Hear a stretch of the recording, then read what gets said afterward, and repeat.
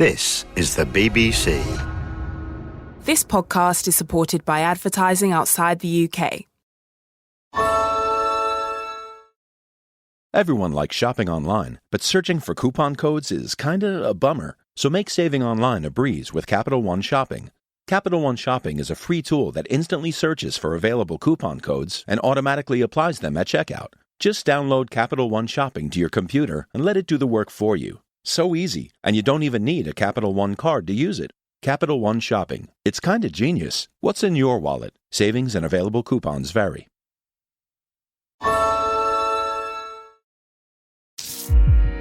BBC Sounds. Music, radio, podcasts. Just before we start, we just want to make it clear that this is not an episode about the Brexit arguments. We're not going to go over it all again. So, hello, I'm Matthew Price. This is Beyond Today from BBC Radio 4. Every day we ask one big question about one big story.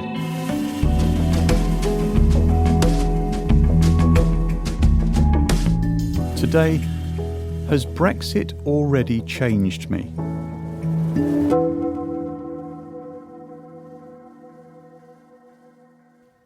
So, here we are, Friday, March the 29th, 2019. Independence Day!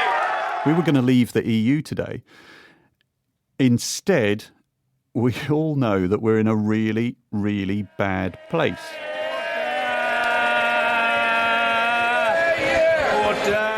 We don't know what sort of Brexit we're going to get. We don't actually know that we are going to get Brexit. We're all either arguing or bored or perhaps a bit of both. And in that way, nothing at all has changed. But at the same time, so much has changed since the referendum was held. So what we thought we'd do is we thought we'd speak to two people who have totally different views. So we'd go out campaigning, canvassing, knocking on doors, trying to skive out of school. To find out what they've learnt about themselves during this whole time. Like I said, I got my T-shirt from Primark, wrote in felted pen, EU questions, just ask. And what they've learnt about us as a country as well since we voted to leave. Now, they've got something in common. They both campaigned during the referendum in the West Midlands. And also, since then, over the last few years, they have both deliberately allowed Brexit to take over their lives. I'm now the worst and most boring date because Brexit will automatically, it's like 6 degrees of separation. It will come into the conversation. That is Femi, you might know him as, on social media, Femi Olawole. He studied EU law. He pops up a lot online and on TV. He doesn't want to leave the EU, but the other guy, Owen Reid, does. He's been volunteering for the Leave campaign, and he started 3 years ago when he was 16.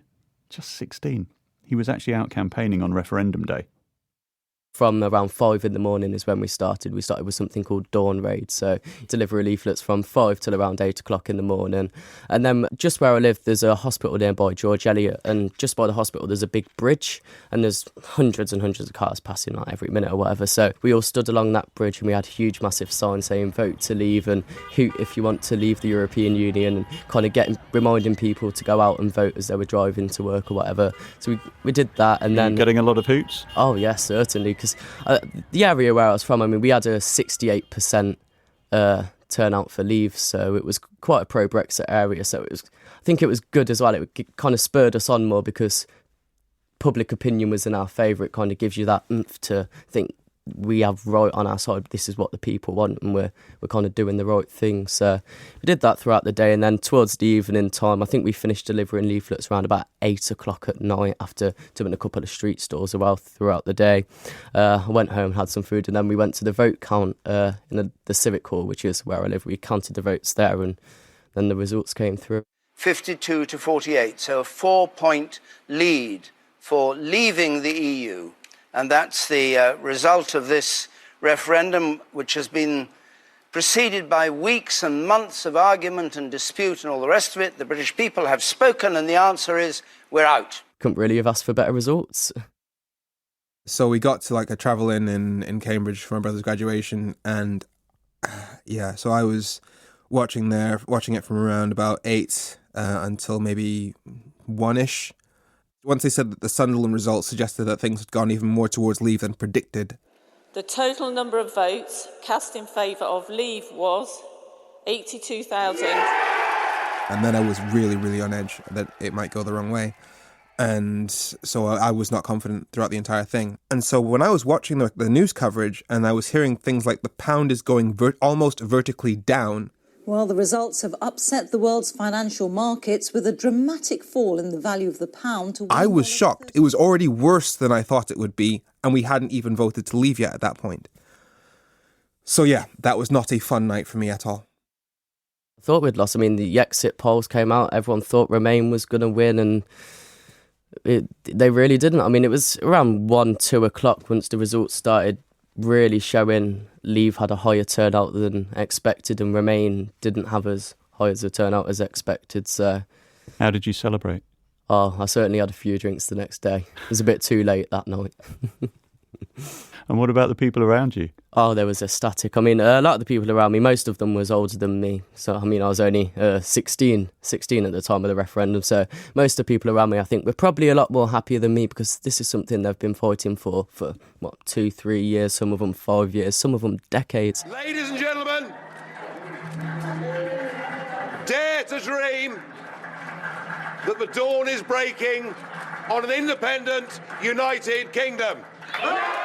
And what was your social media doing that morning after? Oh, it was certainly exploding. I was all over social media and just seeing how shocked everyone was. I mean, everyone was shocked whether you was Leave, Remain. Nobody expected that result, did they? It was certainly shocking. When I went to bed, I was thinking, all right, this looks pretty bad. I'm going to go to sleep and hopefully when I wake up, it will be somehow different. Woke up and then I saw the results that we'd voted to leave. My first thought was, my country will never be good again.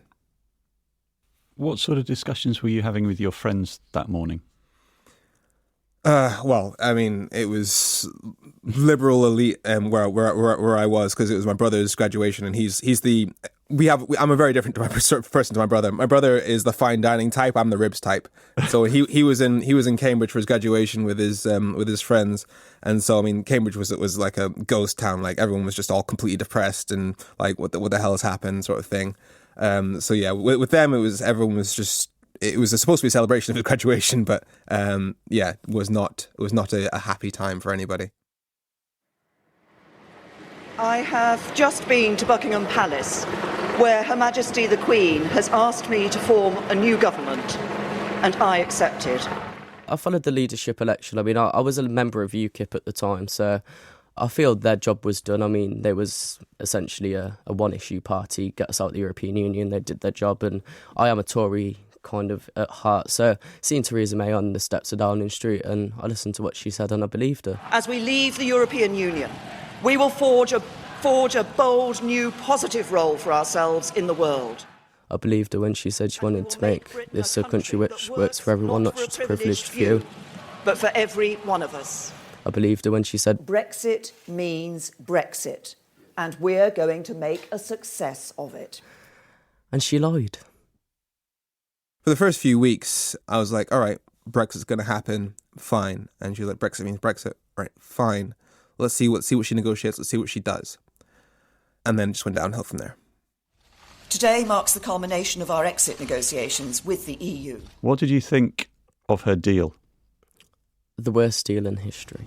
The British people don't want to spend any more time arguing about Brexit. I felt let down, but at the time I felt something could have been done about it. I mean, Boris Johnson resigned. There was a lot of people speaking out about the deal, a lot of leading Brexiteers. I mean, if you listen to most people who led the Brexit campaign, Nigel, Jacob Rees-Mogg. I think the deal is terrible. The deal is a bad deal. They all say this is not Brexit. At that point, I thought Brexit's not going to happen. We didn't vote for this. You promised us a good deal.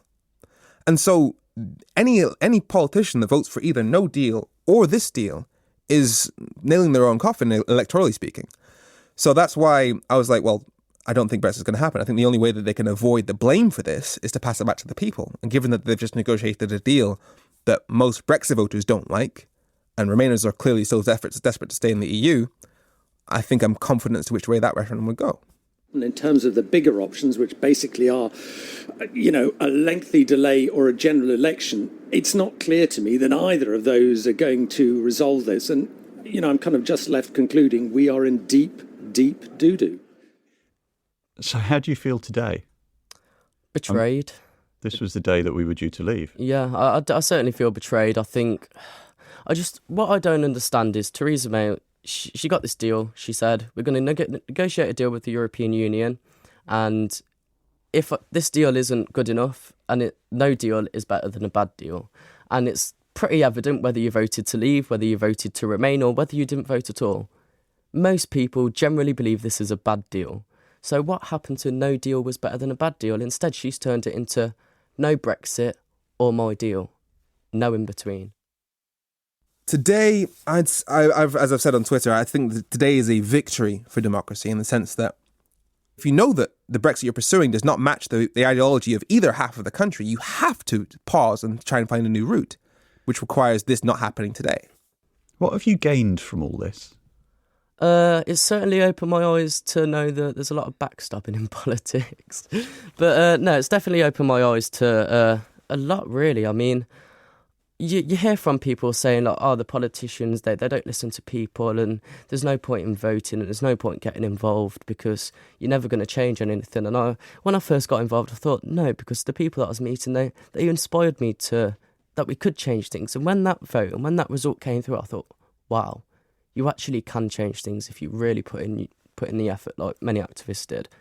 And the fact that we're now not leaving and the fact they've gone back on that it really disheartens me. And I know that a lot of people now are not going to vote, and I suppose there's probably activists out there which probably won't go out and bother campaigning again and won't bother canvassing because they just think, what's the point? But personally for me, this has spurred me on now. This is war. If you're going to turn your back and if you're going to go against a democratic result, then This is war. Yeah, this is war. What do you mean by that? I mean, I will do everything in my power to get us out of the European Union over the rest of my life. I guess Brexit made me famous. That's pretty much it.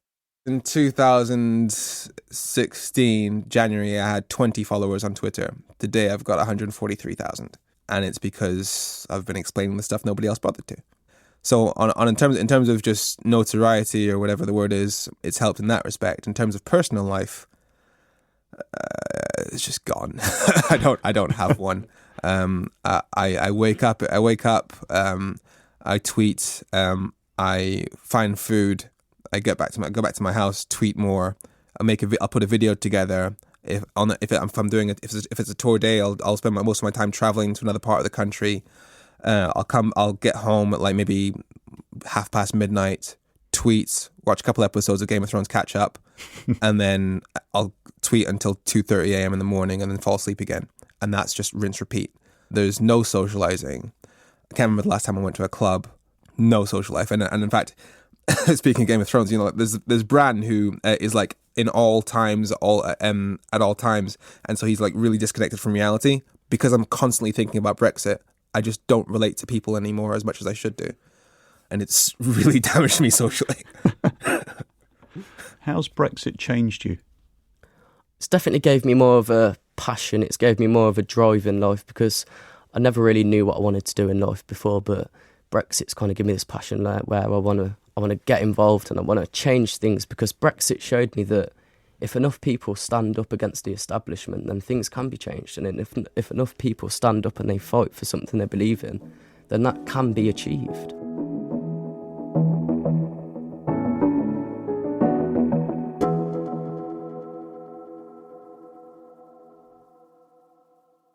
Owen and Femi, I just wonder, you've both listened to each other now. Mm.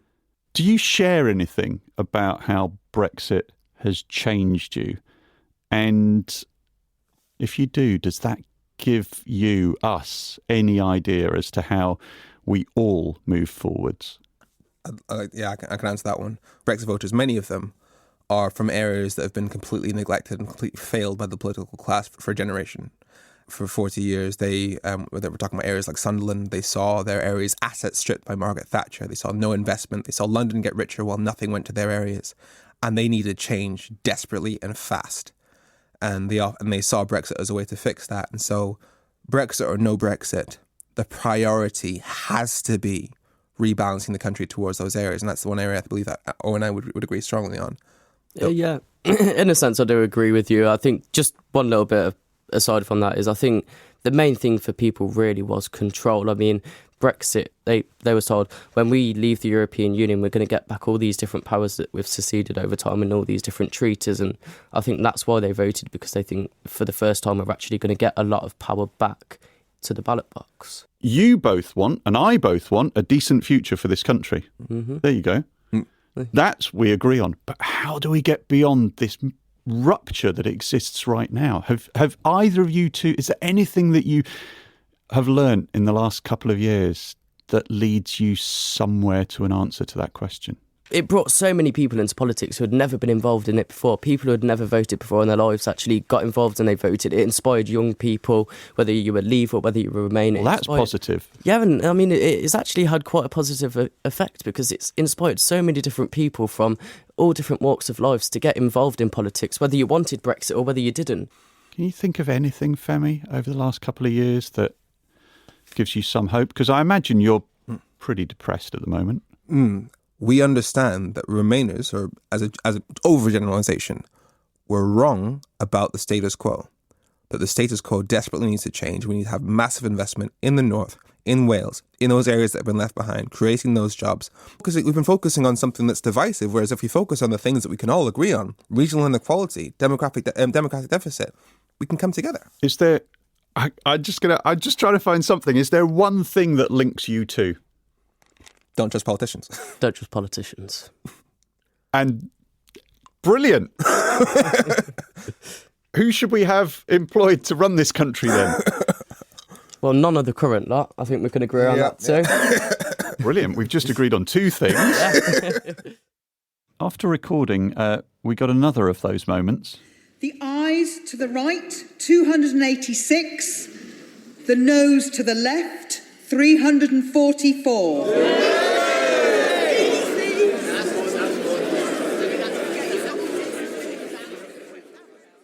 Kind of proves the point.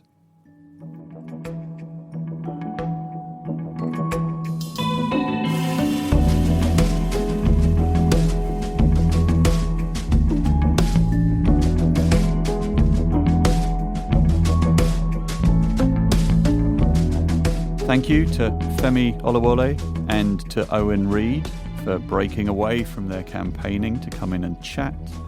Philly Beaumont produced this along with Georgia Cohn. Nico Rofast mixed it. John Shields is our editor. If you want more Brexit, of course you do. Brexit Cast is on BBC Sounds. There's also a podcast called The Patch, which Philly pointed me towards yesterday. It's excellent. Shut up, don't say anything. It's brilliant. She loves it. It's all done with a random postcode generator. That's all you need to know. Thanks for listening. Happy Independence Day.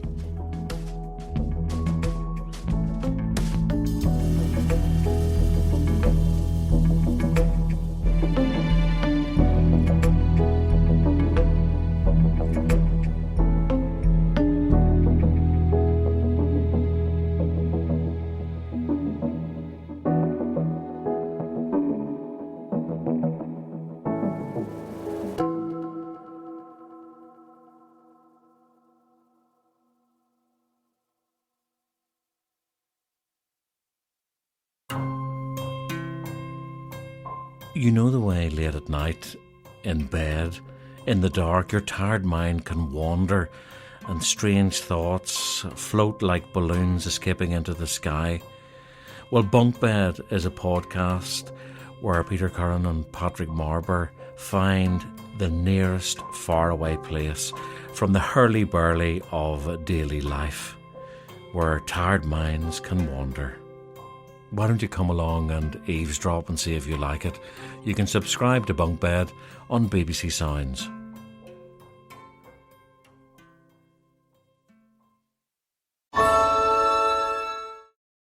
Want the epic stuff, the extraordinary stuff, the edge of your seat stuff? You know, the good stuff. With AMC Plus, you can watch the best of AMC, BBC America, IFC, Sundance Now, Shudder, and more. Hungry for horror? Feast on Shudder's chilling originals like Creepshow Season 2 and killer premieres like Train to Busan Presents Peninsula. Got a need for speed? The boys are back with an epic tour of the UK as Top Gear races through a new season. All available on AMC Plus, ad-free and on demand. Start your free trial today at amcplus.com. AMC Plus, only the good stuff.